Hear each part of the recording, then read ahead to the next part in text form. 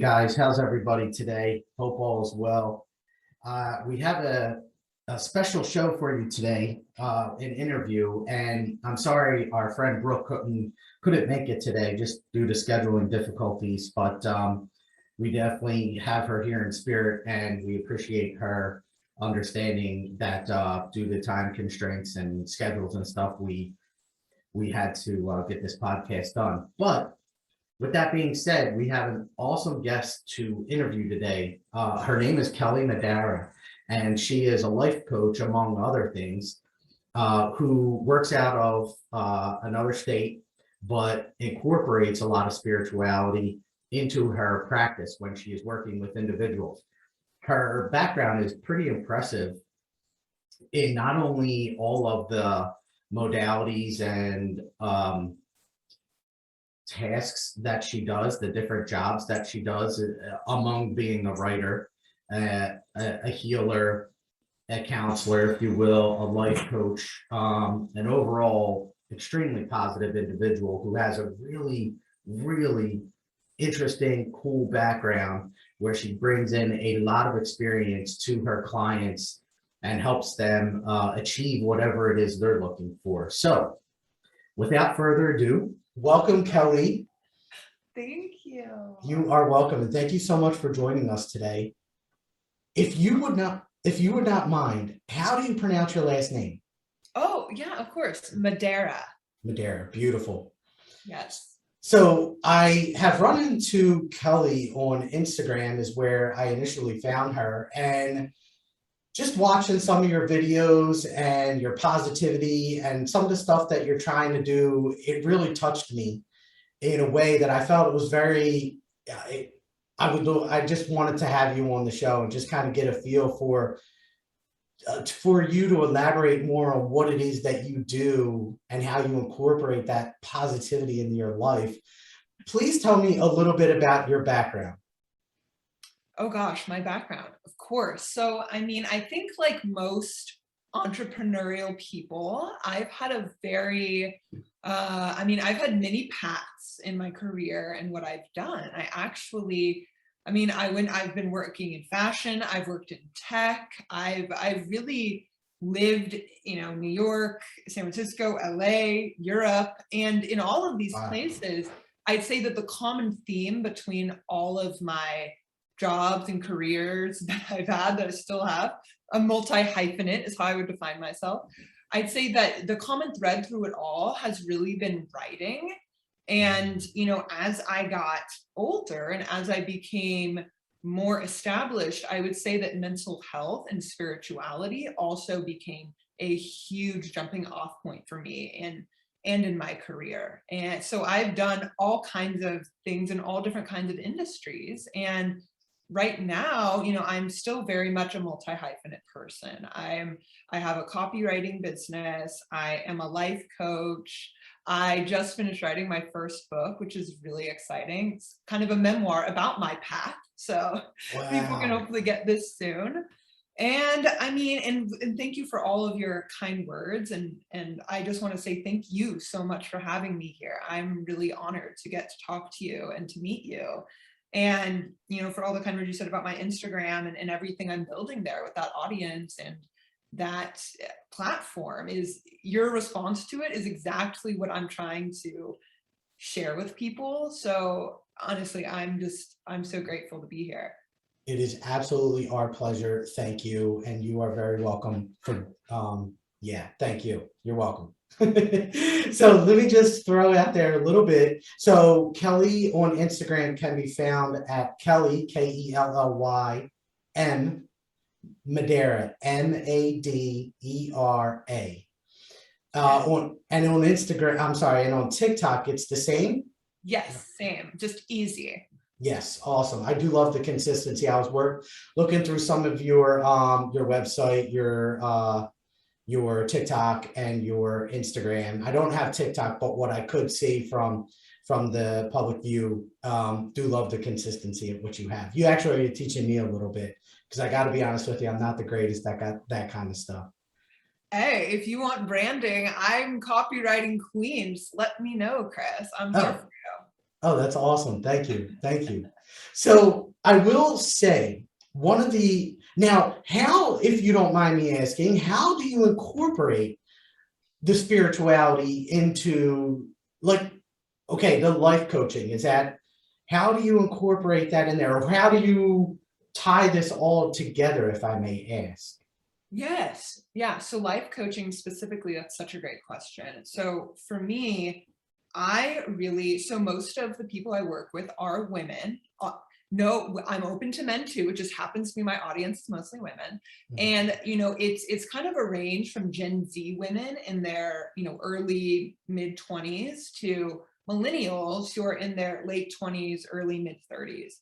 Yep. And I'd say a lot of them, what the most common theme that I hear them struggling with or questioning is really just one, self-acceptance, and two, I mean, I really think that's, I could say second one, but I really think that's the main encompassing one, because that encompasses so many things. It encompasses believing in yourself. It encompasses, how to confidence. It encompasses really just owning yourself, your past, which is a difficult thing, and your story. And when you try to not deal with certain parts of your life, whether they be past, present, etc., it really cuts you out from different parts of yourself. And in terms of spirituality, for me, I'm a very spiritual person. So what I've noticed has really helped me in my career, life, relationships, everything, is my relationship with the universe and my own practice of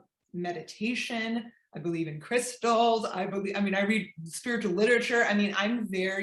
It's a relationship like any other. And the more time you spend developing it, the more I think this self-acceptance, self-belief that everything happens for a reason. It's not happening to you, it's happening for you. And really, with my clients, helping them reframe the way they think about their life or themselves. And a lot of that is, for me, and this is what I share with my clients, is cultivating a deeper spiritual practice with the universe, whether it be through journaling, meditation, something that brings you back to the fact that you are not alone and you can do this, and I think people who don't have this deeper belief, it's so easy to get sidetracked. It's so easy to not stay committed to your goals. But when you have this deeper belief that's out there and supporting you, for me personally and for my clients, they would say it's so comforting. I completely agree with you. It's something that I hear from a lot of the people that I work with as well. Being a life coach, having that somebody that you can just bounce some ideas off of, be there, that support staff that they need at that time of need to help pick them up and kind of redirect them back on the course, because it is so easy to get off. And you have such an amazing personality to do that kind of stuff. So it is no shock to me that you are doing what you are doing and being the positive speaker that you are. Speaking of positivity and speaking, I know you just started up your own podcast, right? Oh my gosh, I have announced it, but yes, it hasn't been released yet. But I need to interview you for this, by the way. But yes, I am. I've recorded a few episodes. I'm actually doing my first interview tomorrow with someone that I think is a really interesting person, much like yourself. But yes, I have. Thank you. You're welcome. Is that okay that we talk about that on here? Yes, of Okay. course. I hope by the time this is released, that will be out. So very exciting. Awesome. Well, I'm excited for you. When I saw that you were doing that, you definitely have a voice, and hopefully everyone in the audience here, and our audience is growing, and hopefully all of you audience members will begin to understand some of the stuff that Kelly has to offer you, in addition to the messages that she has on her podcast and the way that she engages with people. From what I can tell and what I have seen, you kind of get hooked in. She's got that soul. She's got that way of talking to you that's so positive and so needed too in today's world, that it definitely just hooks you in. And it's a refreshing voice that I've seen on all the platforms that she's on to come across her. So as we said, it's great to have her here. Now, so spirituality, because this is a spiritual podcast and we talk about the ascension process and how people are going about that. Was there one incident that kind of led you in the direction of that spirit? A lot of us have had like these darker moments that kind of like propelled us into it. Did you have an awakening situation like that, or was it just? Oh, yes, absolutely. And it's not that, it was probably a year ago, actually, a little over a year ago. Yeah. So this is, and I think I've always been open to it in some way, but I had a lot of resistance to it, I think, as most people do in the beginning of their spiritual journey. And so a little over a year ago, I was living in Berlin, and I had in a 200 square foot apartment, and I was locked down in the pandemic, and it was very isolating.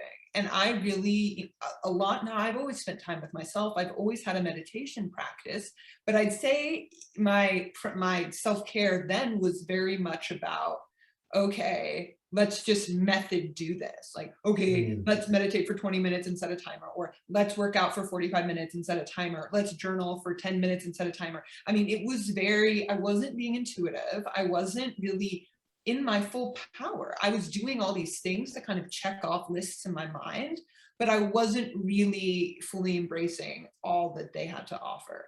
So when I was in Berlin, spending a lot of time by myself in it's a foreign country. I'm from California, so there was a 9-hour time difference between me and most of my closest relationships. And I really had a lot of time and space to think, to be with myself, and to really question, what is the meaning of all of this? I was very lonely. I was lost in a way, because I didn't understand, one, why am I in Berlin? Two, what is the point of life? I mean, it really became a dark hole, like what you said. And my mental health definitely began to spiral. And ironically, a girlfriend of mine had started a podcast around this time, and I just started listening to it, one, as just a way to support her, and two, I just was like, it's something about spirituality, who knows, like maybe it'll be interesting. And Chris, it literally changed my life. I mean, she was really a beacon of light in this time of isolation. I mean, everyone was isolated, so I don't want to be like, oh, mine was worse than someone else's, but I was really far away, and I was really alone. And I just started listening to what she was saying about, her own practices, her own way she was living her life. And I just thought to myself, oh my gosh, this is what I need. This is exactly what I need to do. And since then, I mean, now I'm someone where I can easily make, I think, changes to myself and to my life pretty quickly and kind of redirect. And so I've just gone, I'm an extremist, so I just went full extreme with it. And, here we are today, a year later, and, obviously it has deepened over this time, and it continues to grow. No doubt. Yeah, it's absolutely, and it will, no doubt. It is a rabbit hole that just doesn't seem to have an ending, but it's so much fun the more you do get into it, the more that you do. Now, please forgive my ignorance on this, because I'm going to ask this out of ignorance, but I channel. Is there anything, is that anything in your repertoire at the moment? Oh, yes, absolutely. Yeah, I mean, just think, you're like, where did this come from? I mean, yeah, 100%. I mean, I think it's really fascinating between channeling and asking for signs, like talking to the universe, like, here's a very specific sign. I mean, and having that shown to you or not shown to you. I mean, I see signs in everything. And when it comes to channeling, I think it's really, this is something I've always done, and I just have never called it that until a girlfriend of mine who's also very spiritual, like us, said, you realize you're channeling right now. And I said, what? Wow. What do you mean? And then she further explained it to me, and I thought, that's what that is. Okay. Yeah. So that was kind of it's interesting. It's all these things with spirituality, or things that I've kind of always done, but I didn't have a name for what they were, if that makes sense. Absolutely. Yes, it does. Because I run into a lot of people that do that and I feel like are so connected that don't know it. So that is amazing. Oh my gosh. Now, when you say that you've had a meditation practice for so long, like when did that start? Yes. So this started when I had my first, or I'll just call it, I mean, it's a panic attack if we want to call it that, but for me, it was really a mental breakdown in a lot of ways because Mm, I couldn't get out of bed. I mean, and I've never been in a position in my life where I couldn't just go on or kind of force my way through things. Very bullish, like I said, very extreme, very just going for it. And I was in a space where I had, I ended a serious relationship. I moved across the country. I started a new job. It was just so much stress, I think, that had built up over an extended amount of years slash life. And I found myself stuck in bed. I had tingly hands. I felt nauseous. I thought I had diabetes or cancer. I mean, I really did. I went mm. in, I was getting blood tests. I was trying to figure out what was wrong with me. And my doctor sits me down and says, "You don't have anything wrong. What you have is anxiety." And as someone who'd been in therapy, weekly therapy for 4 years at this point, I said, "No, I don't. I mean, I'm in therapy. That would have come up. No one has ever told me that." Mm. And he's like, "Well, this is what you have. And I think you should, see a CBT therapist, a cognitive behavioral therapist."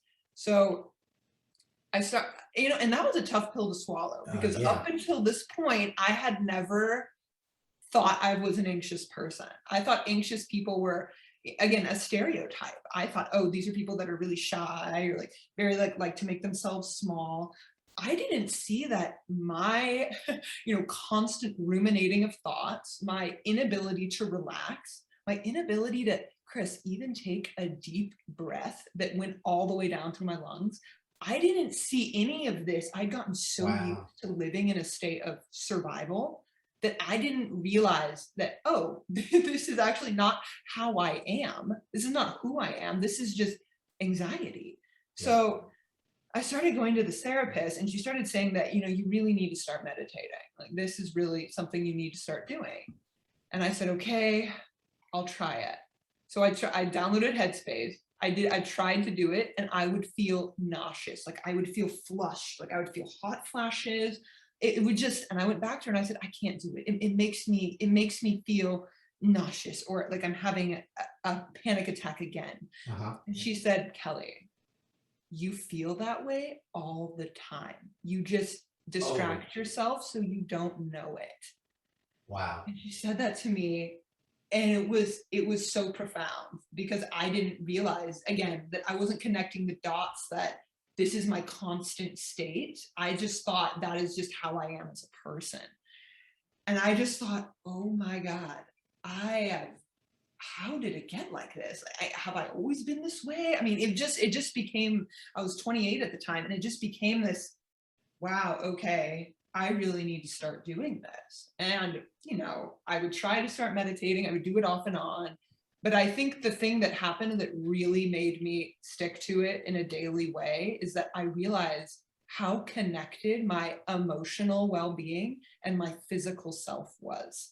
From I'd get all kinds of strep throat growing up, I'd get tonsillitis. And then in this period of I lost my job, more stress. I wasn't really using my voice. I got Yes. tonsillitis. Mhm. I got acne all over my face. And I just remember looking in the mirror and thinking, I am doing this to myself. I know I can't explain how I know this, but I know that I am. And the fact that I'm doing this to myself means that I can take myself out of this. I have chills, by the way, like Amen. Yes. and yes, so this was, gosh, maybe 2.5 years ago, when I had this moment, and I committed to it. I committed every day. This is as important as working out. This is important as eating a healthy meal. This is the most important thing on top of everything. And even now, it's the first thing I do when I wake up is do that. And cool. And I went from, not even being able to do 2 minutes to now, and not like it's a competition, but Of just to course. show like my growth, like 30 minutes of sitting with myself, doing visualizations, doing just, you know, connecting with the I mean, it's really, it has changed my life in ways that I think it's, as a writer, it's even hard for me to fully underscore. Well, I totally understand that. And what is so amazing is the amount of not only growth, but power in choice that you exemplify in that story. How powerful we are simply by deciding to make the change in our life, but then to actually move in that direction and do it. It's like, wow, that just, it melts your heart.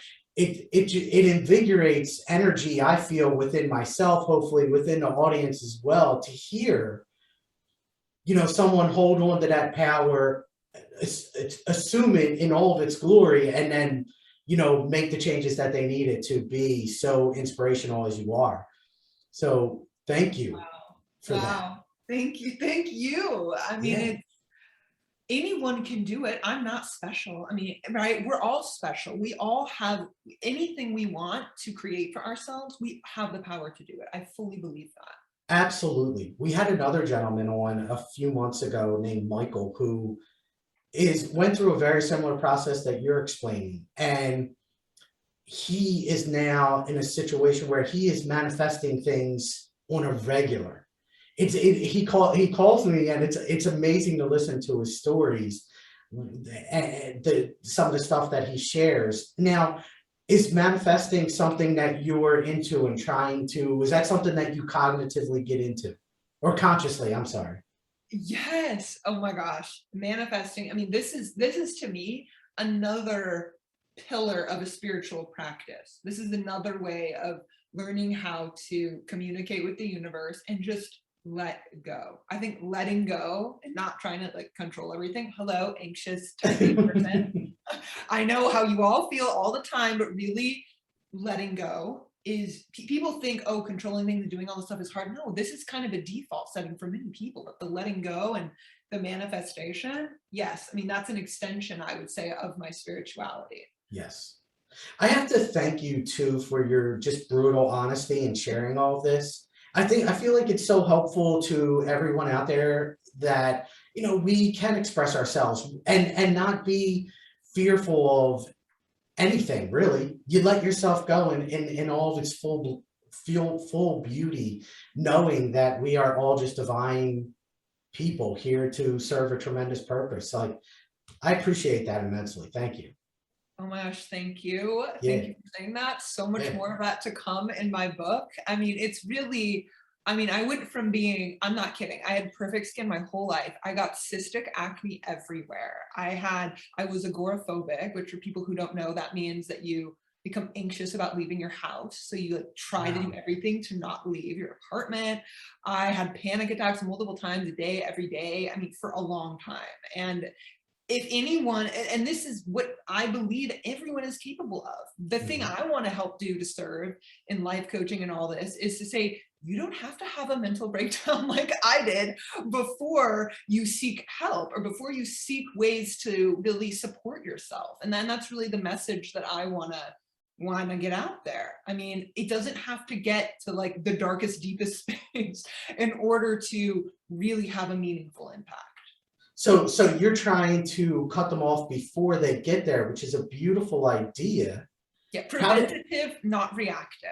love that? That's Yes. such a beautiful approach. To come to that point, was it through your own experiences, or like tell me about how you started to develop this kind of mindset of, okay, how can I hit people before they get to that point? Yeah, I mean, I think a large part of that, I mean, and this kind of stems to the way I think about a lot of things. I mean, I think about especially our healthcare system, which, you know, I was spending, I mean, Chris, I mean, I would go to the ER thinking I had a panic attack, or thinking it was a heart attack, but I was having a panic attack. I would go to the ER. The ER went, now, again, this is a little brutal honesty. I thought I was having like some sort of like feminine reproductive problem, but it wasn't. I mean, and I spent so much money on this stuff that was just ridiculous. And I had tonsillitis. Like I said, I had strep throat for teenage years, all through my 20s. And I'd go to the same doctor over and over, and no one would ever think about this deeply and say, why is this otherwise very healthy young woman constantly getting strep throat? Like there wasn't, it was reactive. It was, oh, let's give you pills. Let's give you, and I'm allergic to penicillin, which is the like #1 thing to cure strep throat. So they would give me like a pill, amoxicillin or something that like wasn't nearly as effective, and I'd have to take it for so much longer. I mean, it would have all these weird side effects, and it was just, I can't even tell you the amount of times I did that. And there wasn't one person along this way that was like, let's look at a deeper issue. Like, I think something deeper is going on with you. And for me, once I, had a mental breakdown, started meditating, started really sitting with myself and realizing I'm doing this to myself. Yes, there is external stress in my life. Everyone has this, to varying degrees. It's inescapable and it's not changing. But what we can only control is how we respond to it. And my response was, at one point, very, I don't want to say the word emotional, because I think being emotional is a good thing, but it was so viscerally like destructive to my own well-being that I thought, there needs to be another way. And so for me, this preventative measure of everyone should be meditating. No, I don't want to use the word should, but I think, everyone that develops a meditation practice, no matter where they're at in their life, will see the benefit. Yeah. Everyone that develops a spiritual practice in their life, no matter where they're at, will see the benefit. It's not, oh, let's wait for everything to break down and things to go terribly wrong before we seek help, which I think is how, I'd actually be interested to hear your thoughts on that, which is how I think our traditional healthcare system is. We have talked about that, Brooke and I, much on our show, how to establish a routine before you get there, to have already a buildup of go-tos, if you will, that you can use when the time goes down. You're already kind of prepared for it. Yes, both mantras, meditations, exercises, whatever it is that you gravitate to, preferably meditation. That's something that I'm a huge proponent of. But if it isn't, what else can we go to? And mantras and exercise are absolutely included in that. I'm curious though, because another thing that I do, at least I have suggested to people, is to have at least one particular go-to. So I have one meditation that I use before, and like I'll go into a meditation and I have this white light meditation to where I fill my body with light. And I do that every single time, even before I do another meditation. So I start there and then I move into to maybe another meditation that I wanted to do that day. Do you have, and you don't have to tell us what it is, a go-to, something that you usually do on a regular basis, like one particular meditation that you use or a particular mantra? Like, do you have a set already? That's such a good question. And thank you for sharing yours. So for me, it's interesting. I used to have one that I did, and it was one where I really kind of went through to my root chakra and really used a grounding cord and connected my grounding cord down through to the core of the earth. And then I kind of went up through all the chakras and I landed on my crown chakra, which I connected to a sun with my name on it that I, pricked, and then had all like the glittery golden energy flow through me. I used to do that every single morning. And very recently, I'd say in the last month, I decided to switch things up. I just felt the need to. So now I'm kind of cycling through different meditations. And I guess you could say I'm shopping and I'm kind of looking for what my new daily one is going to be. And I'm trying different ones out. Right now I'm trying out several that are more, I'd say, mantra based, like sa, ta, na, or ek gankar, sat nam prasad, ek gankar, which is, and that's again, I think, a development of my own practice where it's just adding more layers. Yep. But yeah. Love the fact that you said that you're developing your own layers and your own practice, because that I feel is so important for people to make it their own. to get something that they like, but then expand on it in experiencing other different other aspects that they would like to incorporate into their own practice to make it their own. Absolutely. And this whole, because what works for one person doesn't always work for someone else. And I think and this is where intuition, right? And being in touch with yourself really comes in, because you'll know what is best for you if you're really paying attention. Exactly. Now, you say the universe a lot, and I love that. May I ask you a question though, in that, do you ever call in other beings like ascended masters or archangels? Are they ever beings that you use, or? Oh, I don't. I'd love to hear more about that and your own practice with that. Oh, yeah. So, I mean, well, I said I'm a channeler earlier, and I channel a lot of ascended masters who are beings that are here to help all of humanity ascend. My first one, if you look over my shoulder here, there, Anubis, the Egyptian god of the dead, is, yeah, he is amazing. He's the first ascended master that ever showed himself to me. And yeah, amazing. Like, saw him full on right in front of me. Amazing. And didn't even know who he was, to be honest with you. He showed himself. And from that moment on, actually, it took me a little while because I didn't know who he was. I don't want to make this about me. Didn't know who he was. Oh. I was in the middle of telling a friend about it, actually my cousin, saying, man, I had this experience. This being showed himself to me. I don't even know if he's low vibrational or high vibrational, but I told my cousin who he looked like, and he goes, oh, no, that's Anubis I think you're talking about. I looked him up, and sure enough, that's exactly what it was. And yeah, he's been such a tremendous help to me ever since, and comes in quite frequently. Wait, that's amazing, because and this is kind of that similar thing that I shared where, oh, I didn't know what this was, and then I say it, and then a friend, or in your case your cousin, says, oh, that's actually so and so. And I find so, and just, I guess I just want to understand, are ascendants, is this the same as spirit guides, or is this something different to you? So to me, that's a little different. Ascended masters, like guides, we all have guides in all these different realms. We have archangel guides, ascended master guides. Yeah. And then regular guides who are with us at every moment of every day. But then there are some other guides, like some of our archangel guides and some of our ascended master guides, who are with us at times, but maybe not necessarily every moment of every day. Okay. That's what I thought. I just wanted to be clear in my own mind. Yeah.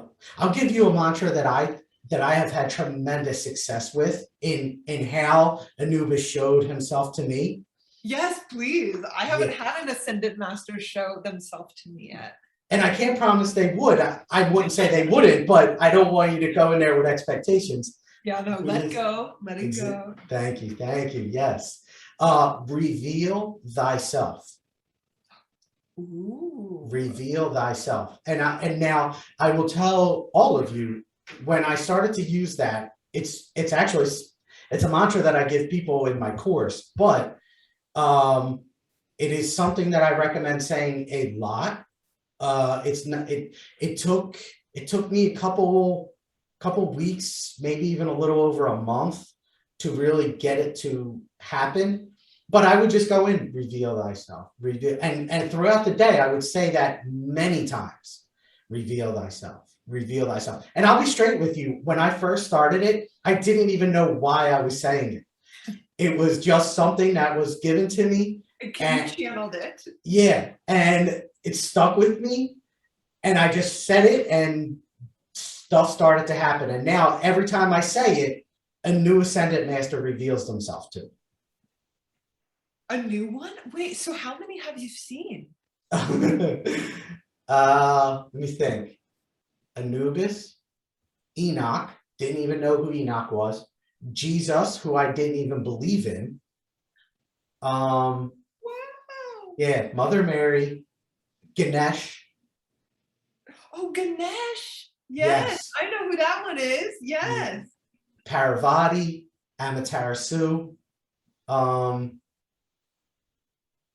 to think. Yeah, it's a bunch of, oh, Mother Mary, I don't know if I said her already. Uh, yeah, I'm actually working right now on trying to get a few more of the Egyptian ascendant masters like Isis, Oh, Isaac. Horus, Ra. Yeah. So I'm trying to get a little bit more of them, but obviously I'm open. So yeah, we'll see how it goes. But it's something that I say a lot. And I'll go through periods. Like sometimes I'll say it, and then someone will appear themselves to or show themselves to me, and then I'll stop for a bit. I'll work with that ascendant master for a while, and then over a little bit of time, I'll start saying it again and see if another one will present themselves. But they all present themselves in due time, you know. I mean, I think it's so fascinating. I did my first hypnotherapy session maybe in December of 2020. So I don't know what that is, 9 months ago, 10 months ago now.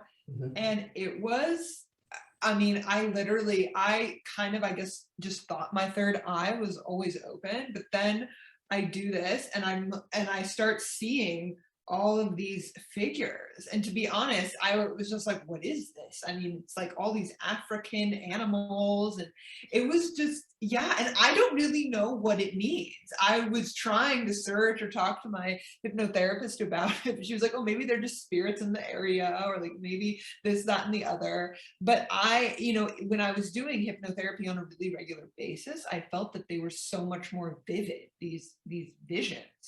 And I haven't experienced that on my own. I think that was something I needed to be guided in for Yes. whatever reason. So hearing you have this experience is so exciting to me. Yeah, well, and we all can, you know. To me, right, you having that experience, were they all animals? Yeah.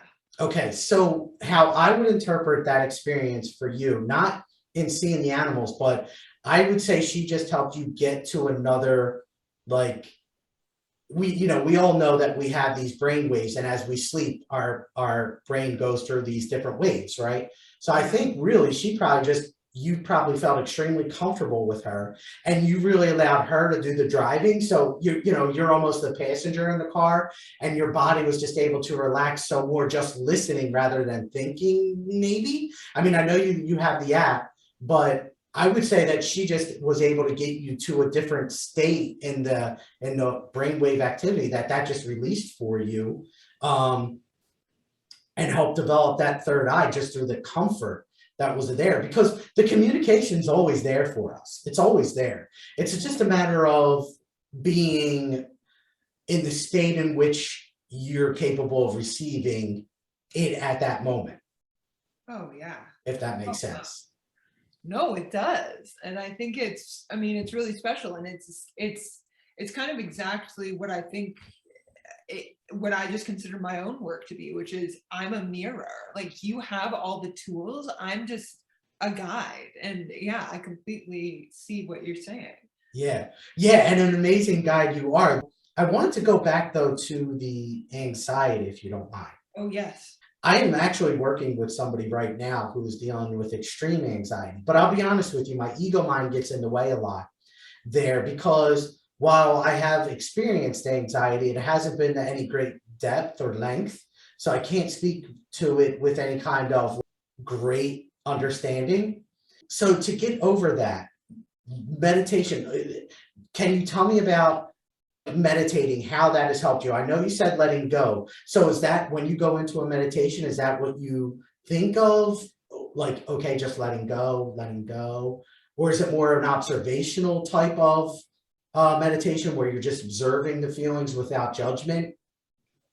Yes, these are great questions, and thank you for asking them. You're welcome. And yeah, I mean, I think up until I was having straight up, I think I've always had anxiety. I mean, to be honest, but it wasn't until I was having such physical manifestations of it that I really realized that this was a presence in my mind.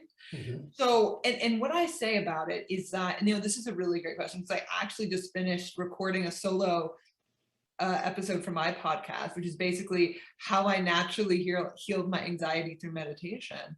Oh, And okay. So then we don't have to discuss that if you don't want. no, it's not out yet. No, but this is great to go a little deep into it, which is Yes. So I would say that, meditation in and of itself, for me, I thought it was about, oh, I'm doing it wrong. I have to do it a certain way. Like, again, it's the ego, it's the anxious mind. And it's just really learning to observe your thoughts and not identify with them. I've seen, myself included, a lot of people think that their thoughts mean something, or that they come from somewhere deeper, or that they say something about them, but they are literally just thoughts. And the less you identify with this thought, and I don't know if you've heard of the term snowball thinking, but this is something I used to do very often. And what that term means is you think one thought, which is negative, if we want to put a judgment on it, and then it leads to another thought, and then it's another thought, and then you're just snowballing in this negativity, and it becomes an avalanche when it was just a little snowball. And so what I learned to do, and this is challenging, this was probably, I think, one of the most challenging things for me, was when that thought came, was for me, the actual me, not the thought, not the anxious part of myself, to say, we're not going to think about that. No, next, no, next. And every time, and it will try, it will come back into you. It will say, like, let's just give an example. You're not that talented of a writer, Kelly. You suck. You should just give up, like, whatever it is. And I'd be like, no, not listening to you. And then it will come back. You suck. No, no, no. And you really have to just keep saying no. And when that doesn't work, you need to have something in place to deal with that. So that's where meditation comes in. Now, this can be, part of a daily practice, or just any time throughout the day. Like how you said you would say, reveal thyself. This can really be that too. When you feel it coming to a head, being like, okay, I need to sit with whatever this is, because clearly it wants my attention. And I swear to God, I think resistance is probably the largest reason people continue to struggle with anxiety, because they want to resist whatever emotion that this is bringing up. For me, this, you're not a talented writer, you suck. That for me was bringing up these feelings of inadequacy and feelings of low self-esteem about myself and my abilities, and shame, I think, is probably the larger overarching one I really didn't want to feel. And learning to just tell myself, if it really gets there, set the timer, 3 to 5 minutes, just feel the emotion. If it's sadness, cry. And then after that amount of time, say, okay, we've done enough with this. And you really need to find ways or things in your life that can supplement, where you're not just constantly ruminating. Maybe it's calling a friend, exercising, yoga, journal. I have a whole repertoire of things that I choose from based on what I feel. Now, I don't get into that state too often any longer, but before I really learned how to manage it, it was overwhelming and all encompassing in my life. Wow. So, all right. I may have some people that reach out to you. I'm hoping they do. Yeah. Email, hit me up on Instagram, whatever. I would love to talk with anyone. And okay, so we have said that her name is Kelly, Kelly M Madera. So it's 2 M's. It's M and then her last name. It's my middle name. Margaret is my middle name. And Kelly Madera, just normal, was already taken. So I thought, all right, we'll just put the middle initial in there. Okay, awesome. And then what's your website that they could go to? I know you said before it's under construction, right? It is, because I'm redoing it. But before, it was really to showcase my career as a writer, which is really what I've been doing for whatever the last 6-7 years. But now, as we've discussed with Chris, I've really expanded a lot of my offerings due to, life coaching, speaking. I also am a wardrobe stylist. There's so many things where it's really going to be more representative of my actual offerings that have expanded. But yes, it's under construction at the moment, but like the podcast, it will be coming very soon, and it's kellymadera.com. What are you thinking as far as your podcast release date? So the podcast release date, this is largely based on, this is exciting. So I'm doing a photo shoot next week for some album art for it, and also pictures for the website. And once I get those photos, it's on. That's what's happening. So, I'm thinking sometime in September, and if not September, then definitely by early October. Awesome. I'm excited for your success, Kelly. You definitely are an inspiration. Love your energy, as we've said. You really are an inspiration. And there's no doubt that you're going to affect the lives of many people going forward. And hopefully some of the people here will reach out to you, and because they see the potential in you that I know that I've seen. Oh my gosh, So, Chris, thank you. Thank you yeah, for saying all of this. I'm so grateful for you. absolutely. It's my pleasure. All right. With that, I am so grateful to have you. Thank you for coming. And please forgive me too. I'm kind of like a fly by the seat of my pants kind of guy, you know. I just go with the flow. It's all good, you know. Yes. Everything's gonna be okay. I love it. So yeah, well, thank you for that. I appreciate your willingness and flexibility to work with me in that kind of format. So thank you. Oh, I'm all about this. I am improv. I'm best when things, ironically, as someone, I mean, I'm a complex person, right? I have this anxiety that I sometimes manage, but then I'm also like, wait, I don't want to plan anything. I feel like I'm the best when it's just like all over yeah, I like that because I think that's where natural, and as channelers, I think that's really important to not structure every single thing that we do. Yeah, and to not have this attached expectation to, oh my gosh, it has to go this way. And if it doesn't, you know, you can get lost in that. So No, but this was great. And I really appreciate you asking me to be here and sharing your platform. And I can't wait to have you on mine as well. We'll have to talk about that off of oh, the podcast. absolutely. I'm totally in. Well, thank you, Kelly, so much. We will definitely talk soon, and I hope you enjoy your day. Oh, thank you. Same to you, Chris. You're It's been welcome. great. Absolutely. Take care. Bye. Bye bye.